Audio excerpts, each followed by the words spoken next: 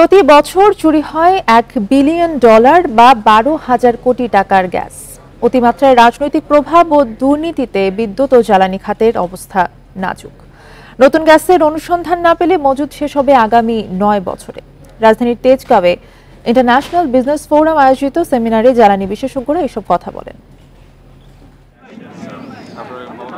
প্রাথমিক জ্বালানি নিশ্চিত না করেই বিদ্যুৎ উৎপাদনের সক্ষমতা বাড়ানোর দৌড়ে ছিল বিদায়ী সরকার, যার কারণে সর্বোচ্চ চাহিদার তুলনায় ৬৭% অবকাঠামো অলস বসে আছে।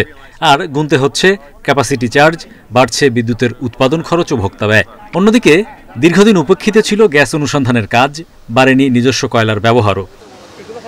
বুধবার সেমিনারে বলা হয় ৬০% গ্যাস ব্যবহার হয় বিদ্যুৎ ও ক্যাপটিভ পাওয়ারে, চুরি হয় প্রায় 10% মতো। 2030 সাল নাগাদ গ্যাসের চাহিদা বেড়ে 500 কোটি ঘনফুট দাঁড়াবে। উত্তোলন না বাড়লে এলএনজি নির্ভরতায় দাম হবে দ্বিগুণ। $12 যদি আমরা এলএনজি যেটা কিনছি, যদি আমি হিসাব করি, তাহলে এই গ্যাসটা যেটা আমাদের হারিয়ে যাচ্ছে, এটা is worth $1 billion. $1 billion every year. আপনি যত কিছুই বলেন না কেন, অনেক ইন্ডাস্ট্রিতে 2 নম্বরই হচ্ছে। Obviously, there has been political favoritism as well as corruption. এই দুটো জিনিস এত বেশি ডমিনেট করেছে যে যেটা টেকনিক্যালি ডিটারমিন হওয়ার কথা ছিল সেটা হয়নি, যেই কারণে আজকে আমরা এই অবস্থায় এসে পড়েছি। এখান থেকে বের হওয়া খুবই কঠিন। সেমিনারে ব্যবসায়ীরা বলেন, গত 10 বছরে সুতা উৎপাদনে গ্যাসের খরচ বেড়েছে 3 গুণের বেশি। তারপরও গ্যাস সংকটে উৎপাদন কমেছে 30 থেকে 40%। শিল্প যদি না থাকে, ইকোনমি কিছুই হবে না। গ্যাস থাকবে, অতিরিক্ত গ্যাস হয়ে যাবে যখন শিল্প বন্ধ হয়ে যাবে। আমরা কি ওইদিকেই যাচ্ছি? আমার তো মনে হয় ওইদিকেই যাচ্ছি। সেমিনারে বলা হয়, প্রতি বছর গ্রাহক পর্যায়ে এনার্জি অডিট করে দক্ষতা বাড়ানো গেলে বিদ্যুতের চাহিদা কমবে 20% বেশি। Hari Saha, Independent News, Dhaka. সাভার গাজীপুরে কারখানায় অস্থিরতা তৈরির জন্য বহিরাগতদের দায়ী করছেন শিল্প সংশ্লিষ্টরা। পুলিশের দাবি, একটি মহল ফায়দা লুটতে চাইছে। বুধবার দ্বিতীয় দিনের মতো বিক্ষোভে উত্তাল ছিল 2 জেলার শিল্পাঞ্চল। নিরাপত্তার শঙ্কায় অনেক কারখানা বন্ধ করে দেওয়া হয়। এই অবস্থায় ক্রেতা হারানোর শঙ্কা তৈরি হয়েছে পোশাক শিল্পে। অন্য দিনের মতোই বুধবার সকালে কাজে যোগ দেন সাভার আশুলিয়ার বিভিন্ন গার্মেন্টসের কর্মীরা। এর কিছুক্ষণের মধ্যেই বাইরে শুরু হয় হট্টগোল। অভিযোগ আছে, চালু কারখানায় ইট পাটকেল ছুঁড়ে সাধারণ শ্রমিকদের বাইরে বেরিয়ে আসতে বাধ্য করা হয়। বাইপাইল থেকে জিরাবো পর্যন্ত প্রায় সব কারখানাই এই বাস্তবতার মুখে পড়ে। নিরাপত্তার শঙ্কায় প্রায় অর্ধশত প্রতিষ্ঠান বন্ধ করে দেয় কর্তৃপক্ষ। গাজীপুরের টঙ্গী, শ্রীপুর, রাজেন্দ্রপুর, ভোগড়া বাইপাসে মহাসড়ক অবরোধ করা হয়। কয়েকটি দাবিতে আন্দোলনকারীরা জিরানি বাজার সহ বিভিন্ন স্থানে কারখানায় হামলা ভাঙচুর চালায়।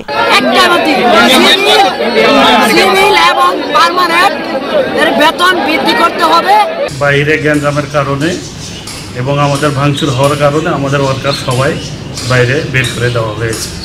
পোশাক শিল্প সংশ্লিষ্টদের দাবি, এই অস্থিরতায় সাধারণ শ্রমিকরা জড়িত নেই। এতে বিদেশি ক্রেতা হারানোর শঙ্কাও তৈরি হয়েছে। ফ্যাক্টরির লোক না, ওরা বহিরাগত। ওরা আসলে কি করতে চাচ্ছে আমরা জানি না। ওরা এরকম এর আগেও একদিন আসছে, আমরা ফ্যাক্টরি বন্ধ করে দিয়েছি। উৎপাদন ব্যাহত হচ্ছে, আমাদের বায়ার চলে যাচ্ছে। আন্দোলনকারীদের সবাই কারখানার শ্রমিক নয় বলে তথ্য দিয়েছে আইনশৃঙ্খলা বাহিনীও।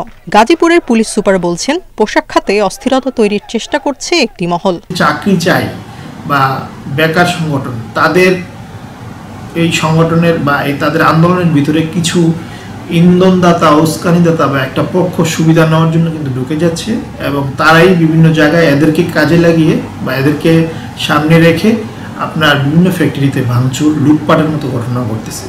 পরিস্থিতি স্বাভাবিক রাখতে শিল্পাঞ্চল এলাকায় সেনাবাহিনী, বিজিবি ও শিল্প পুলিশ মোতায়েন রয়েছে। Tania Nasrin, Independent news.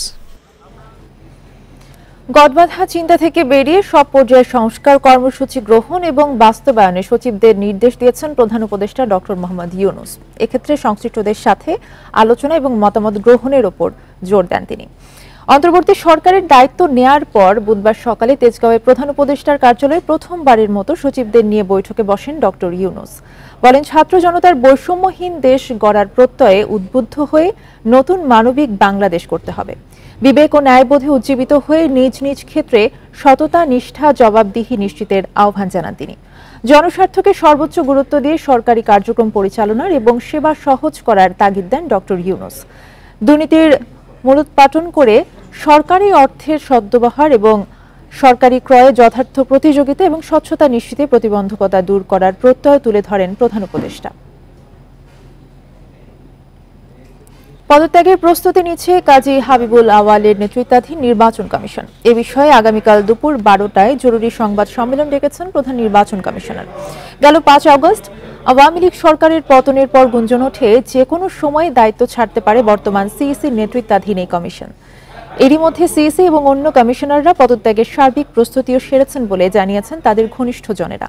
এদিকে নির্বাচন কমিশনের পদত্যাগের দাবিতে বুধবার ইসি সচিবালয়ের সামনে বিক্ষোভ করেন ছাত্র জনতা। পরে আগামীকাল রাষ্ট্রপতি বরাবর পদত্যাগপত্র পাঠানোর সম্ভাবনার কথা জানান সিইসি।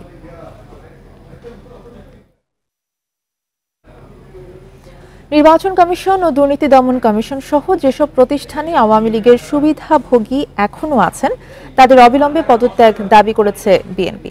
পাশাপাশি ছাত্র জনতার আন্দোলনে শেখ হাসিনা সহ যারা গণহত্যা চালিয়েছে তাদের বিচার সবার আগে চাইছে দলটি। সকালে আলাদা অনুষ্ঠানে এসব কথা বলেন কেন্দ্রীয় নেতারা।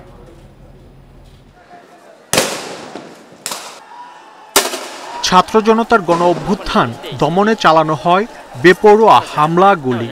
তারপরও 23 দিনের আন্দোলনে পতন হয় আওয়ামী লীগ সরকারের। তবে এতে দিতে হয় শিশুসহ নানা বয়সীদের আত্মহতি। সেই হতাহতদের পরিবারকে অর্থ সহায়তা দিচ্ছে বিএনপি।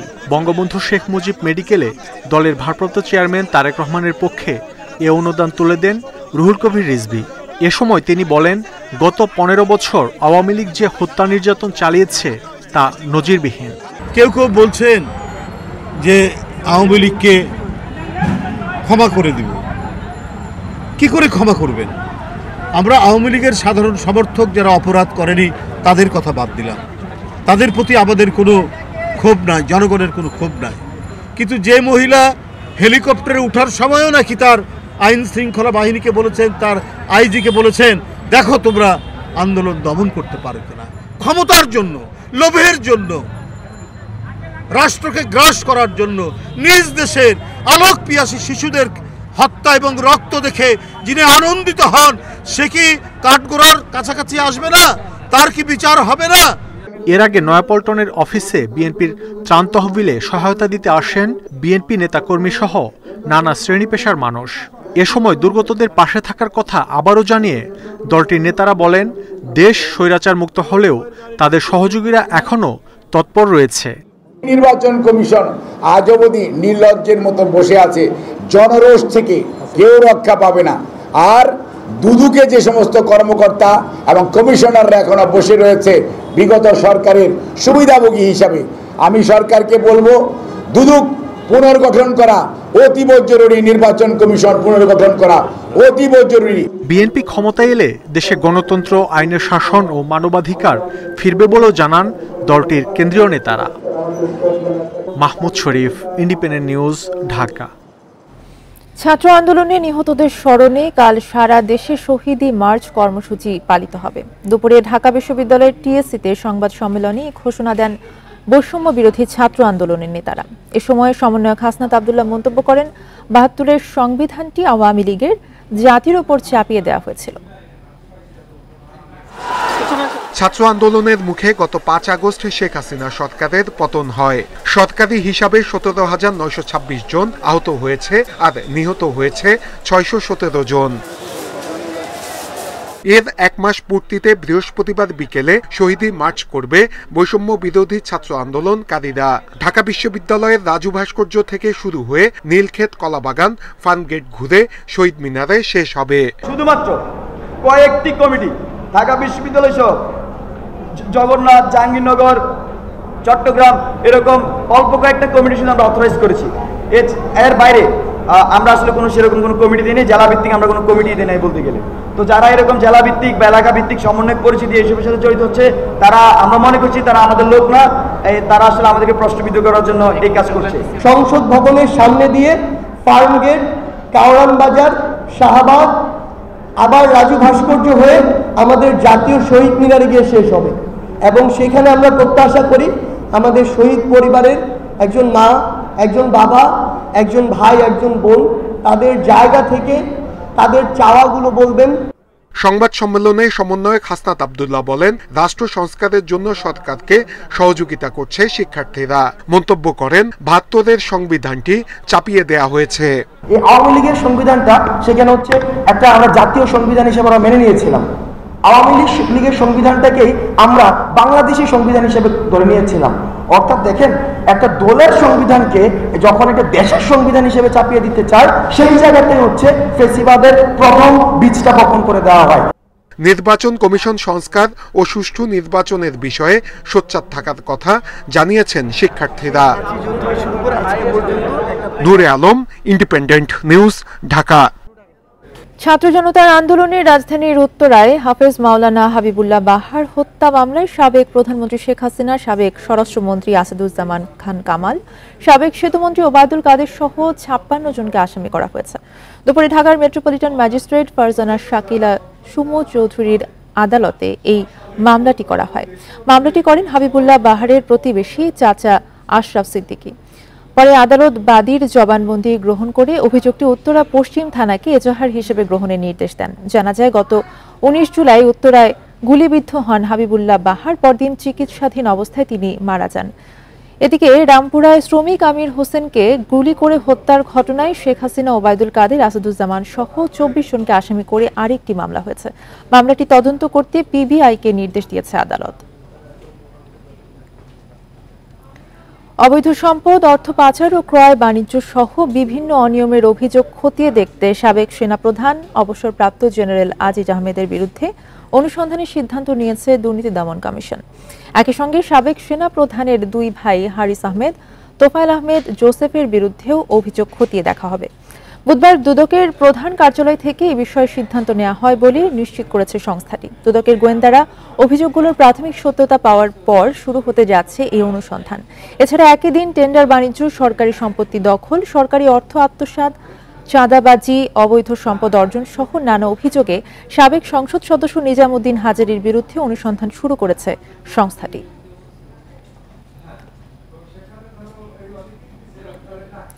আইএফআইসি ব্যাংক থেকে সালমান এফ রহমানকে সরিয়ে দিয়ে নতুন পর্ষদ গঠন করেছে বাংলাদেশ ব্যাংক। ন্যাশনাল ব্যাংকের সাবেক এমডি মেহমুদ হোসেনের নেতৃত্বে ৬ সদস্যের বোর্ড গঠন করা হয়েছে। বুধবার বাংলাদেশ ব্যাংকের একটি আদেশে পর্ষদ বাতিল করা হয়। কেন্দ্রীয় ব্যাংকের আদেশে বলা হয়, আমানতকারী ও ব্যাংকের স্বার্থ সংরক্ষণ ও সুশাসন নিশ্চিতে ব্যাংকের নতুন পর্ষদ গঠন করা হয়েছে।